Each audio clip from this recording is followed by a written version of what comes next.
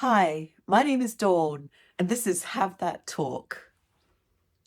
Today, I want to talk about something that might be a little counterintuitive, and that is that sometimes negative feedback can have a much more positive effect than a whole bunch of compliments. Let's break it down. So, everybody knows what it's like to get negative feedback, or even to get feedback that you don't agree with, or you don't think is correct, or you don't think is called for. That kind of stings, right? And this is something that stays with us longer than anything positive that we experience from the world. Our brains are hardwired to have a radar for threats. And anytime we're confronted with something that we feel is a threat, even though it's not a physical threat, but a threat to our status, our sense of security, our sense of autonomy, our sense of certainty, then we feel compelled to respond, compelled to protect ourselves.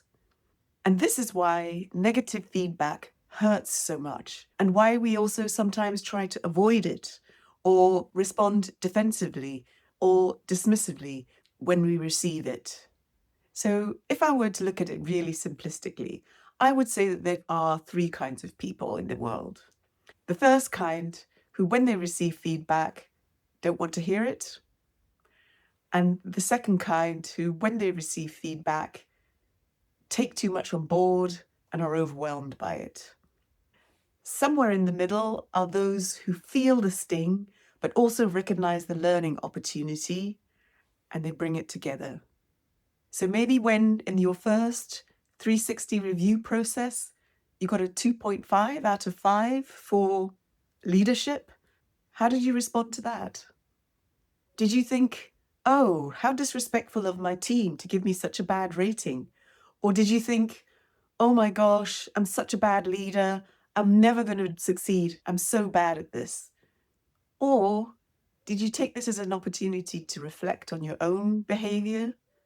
Or maybe even sit down with your team and ask them to share their views on how you might improve. Because the score in a 360 review has multiple purposes. One is to show what excellence looks like and how you rate against that. The other purpose, which is more implicit, is to hold a mirror up so that you can see not only your own perspective and view of yourself, but also how others see you. Sometimes this external view isn't very attractive. So the 360 review process is a nudge for you to do something about that. So, yes, of course, you can see the feedback, take it as negative, say that those people didn't get you, that they misunderstood you, or you could look at it and see yourself as a victim of attack. They were unfair, bullying you, cherry picking all the bad bits, and not recognizing how good you actually are.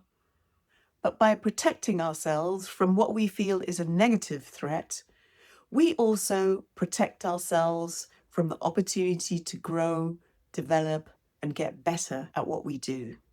And you never know.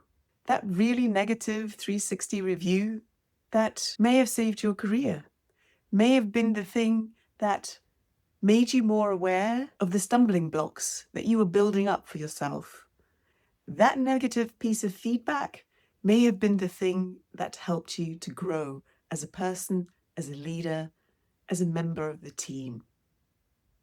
So the next time somebody says something to you that you don't want to hear, that feels painful to hear, don't dismiss it. Don't explain it away. Don't defend yourself.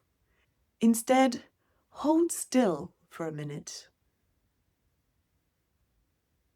Let it in. Because that one comment may have been the thing that you needed to hear when somebody came to you to have that talk. Okay? I'll see you next time.